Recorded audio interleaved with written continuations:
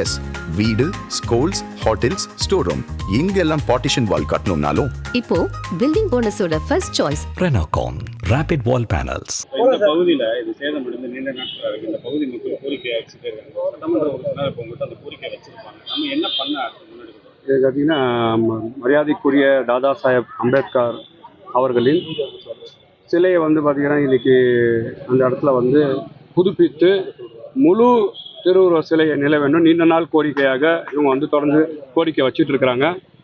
கடந்த ஆட்சி காலத்தில் இந்த கோரிக்கையை நிறைவேற்றாமல் காலம் தாழ்த்தி கொண்டிருந்தாங்க.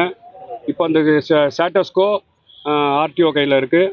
கண்டிப்பாக தமிழக அரசாங்கம் மரியாதைக்குரிய தமிழக முதலமைச்சர் விஜய் சார் அவர்கள் தமிழக வெற்றி கழகத்தின் கொள்கை தலைவரே ஒரு கொள்கை தலைவரான புரட்சியாளர் தாதா சாஹேப் அம்பேத்கர் அவர்களின் அந்த திருவுருவை சிலத்தை முழு சிலையாக இவர்கள் கேட்கக்கூடிய கோரிக்கையை கூடிய விரைவில் நாங்கள் நிறைவேற்றி அதுக்கான திருவுருவ சிலத்தை அமைப்பதற்கு என்னென்ன வேலை செய்யணுமோ கண்டிப்பாக செய்து கொடுக்கப்படும் நான் தெரிவிச்சிருக்கிறேன். கண்டிப்பாக காலையில் தமிழ் இருந்த சிலை ஏற்கனவே இருந்த சிலையை வந்து பார்த்தீங்கன்னா இவங்க முழு திருவுருவ சிலையை அமைக்கணும்னு சொல்லி கோரிக்கை வச்சிருக்கிறாங்க. 3 வருஷமாக அது பண்ணலை. கண்டிப்பாக இந்த எங்கள் தமிழக வெற்றி கழகத்தின் கொள்கை தலைவர் அவர்கள் அம்பேத்கர் அவர்கள் மரியாதைக்குரிய மாண்புமிகு முதலமைச்சர் கண்டிப்பாக கவனத்தில் கொண்டு போய் இந்த இந்த இந்த பகுதியில் வந்து இந்த முழு திருவுருவ அமைவதற்கு முழு ஒத்துழைப்பு வழங்கி எல்லா வேலையும் செஞ்சு தருவேன்னு சொல்லிக்கிறோம். கடந்த ஆட்சி காலகட்டத்தில் இங்கே மறைந்த தலைவர் கருணாநிதி அவர்கள் சிலை வச்சிருக்காங்க. இந்த பகுதி மக்கள் நீண்ட நாட்களாக கோரிக்கை வச்சிருக்காங்க. அந்த சிலை இப்போ வரைக்கும் அமைக்கப்படலைன்னு அவங்களுக்குள்ள மன குமுறலை வந்து சொல்ல முடியாமல் இருக்காங்க. இது என்னதான் நம்மளுடைய அடுத்த கட்ட நடவடிக்கை? இல்லை, இந்த பகுதியில் வந்து என்னை கூப்பிட்டது என்னன்னு கேட்டிங்கன்னா, தாதா சாஹேப் அம்பேத்கர் அவர்களின் சிலை வந்து முழு சிலுவர சிலையாக வேணும். நாங்கள் கடந்த திமுக ஆட்சியில் நாங்கள் கேட்டோம், எங்களுக்கு செய்தி தரல.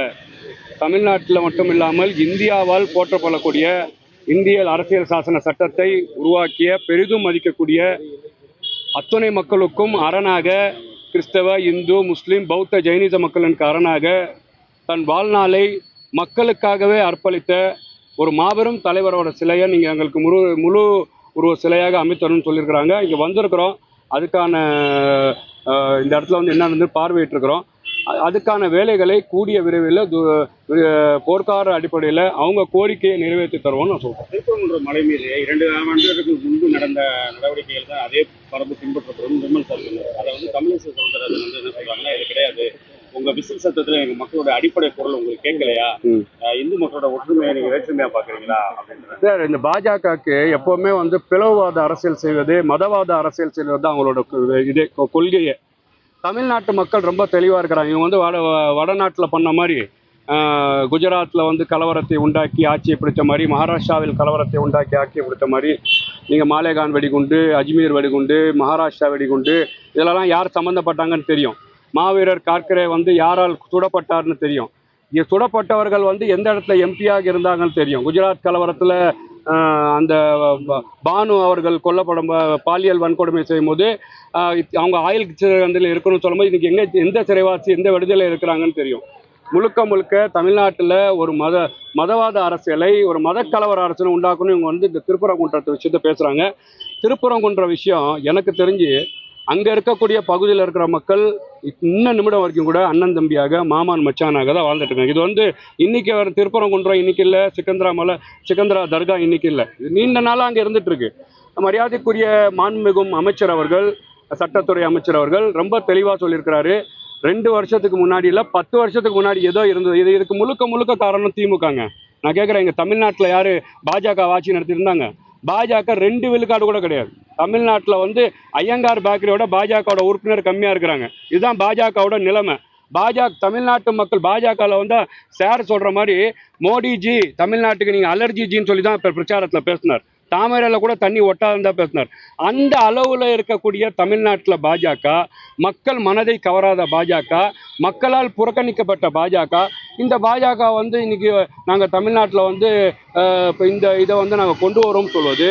திமுக இங்கே இருக்கக்கூடிய இஸ்லாமிய கிறிஸ்தவ வாக்கள் அறுவடை செய்வதற்காக திருப்பரங்குன்றத்தில் ஒரு நாடகம் பண்ணாங்க. இங்க இருக்கக்கூடிய ஆர்எஸ்எஸும் பாஜகவும் திருப்பரங்குன்றத்தில் நாடகமானாங்க. முழுக்க முழுக்க அங்க சமூகத்தில் இருக்கக்கூடிய அந்த பொதுமக்கள் பிரச்சனை கிடையாது, இவங்க வாக்கு அரசியலுக்காக பண்ணாங்க. தமிழ்நாட்டு மக்கள் ரொம்ப தெளிவா இருந்தாங்க, இவங்க 2 பேரும் வந்தா தமிழ்நாட்டில் அமைதி குலைஞ்சிரும், இங்க மத கலவரம் உண்டாயிரும், அதனால இந்த பகுதியில விஜில் வரணும். விஜில் சத்தம் நம்மளுக்கு நல்ல சத்தமா இருக்கு. இவங்க சொன்னாங்களா விஜில் சத்தம், தமிழிசை சவுந்தரராஜனுக்கு இந்த சத்தம் அபாய சத்தமா மாறி இருக்கு.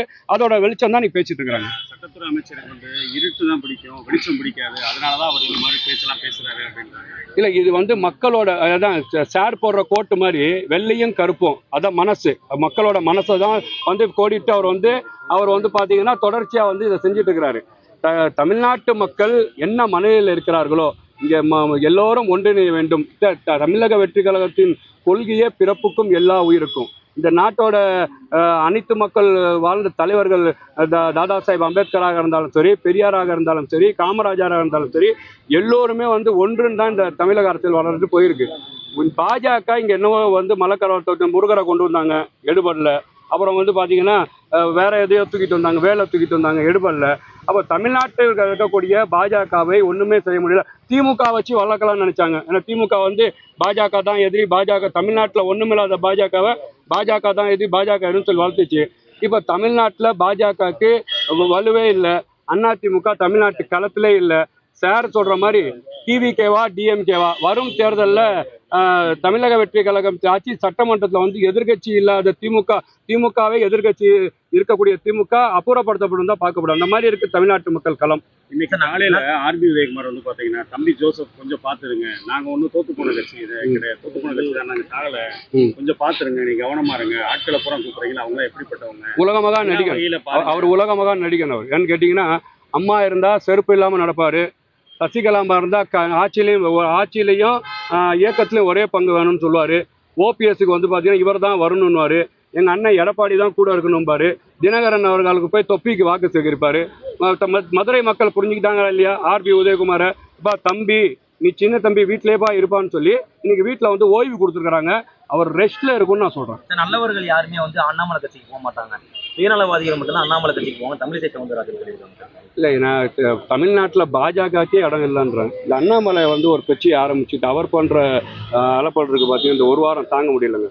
தமிழ்நாட்டில் அண்ணாமலைக்கும் யாருக்கும் போட்டி? தமிழ்நாட்டில் அண்ணாமலைக்கும் மன்சூர் அலிகானுக்கும் போட்டி. மன்சூர் அலிகான் ஒரு இயக்கம் வச்சிருக்காரு தெரியுமா?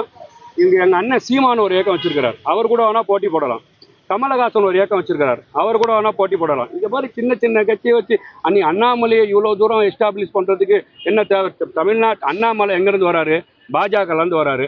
பாஜகவினாலே வளர்க்க முடியல அண்ணாமலைனால. அண்ணாமலைக்கு எல்ஜிபே இல்லை, அண்ணாமலைக்கு தகுதி இல்லை தமிழ்நாட்டில் பாஜக வந்து தலைவராக இருக்கிறதுன்னு சொல்லி இங்க இருக்கக்கூடிய எடப்பாடி பழனிசாமி போய் கம்ப்ளைண்ட் கொடுத்தோன்னு தூக்குறாங்க. அந்த லெவலில் இருக்கு அண்ணாமலையோட நிலைமை. அண்ணாமலை பார்ட்டி ஓப்பன் பண்ணி களத்துல வராரு, மக்கள் சந்திக்க போறாரு.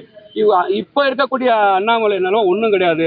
அவருக்கு பேசாம 20,000 புக்கை படிக்க போகலாம், இல்லை தொடர்ச்சியாக வந்து பார்த்தீங்கன்னா அவர் நாடு மேய்க்கிறவன்றவர், அவர் அது விவசாயின்றார், அதுக்கு அந்த விஷயத்துக்கு போகலாம். இல்லை அப்படின்னு சொன்னால், ஏன்னா அவர் வந்து ரொம்ப சாமானியர்கள் அரசியல் ஆட்சியில் வரணும்னு சொன்னால் எனக்கு வாடகை கொடுக்குறதே என் தோழர்கள் தான், என் நண்பர்கள் தான் சொல்கிறாரு. முதல் வந்து தமிழக அரசியல் களத்தில் என்ன பண்ணார், இவர் இருந்த இயக்கத்தில் என்ன செஞ்சாருன்னு பார்ப்பாங்க. இவர் ஒரு பெரிய பிம்பத்தை ஏற்படுத்துகிறாரு தமிழ்நாட்டு அரசியல் களத்தில். அண்ணாமலை யார் இறக்கி விட்டுருக்கான்னு கேட்டால் இதே ஆர்எஸ்எஸும் பாஜக தான் இறக்கி விட்டுருக்கு முழுக்க. ஏன்னா அதிமுக ஒன்றும் இல்லாமல் போயிடுச்சு.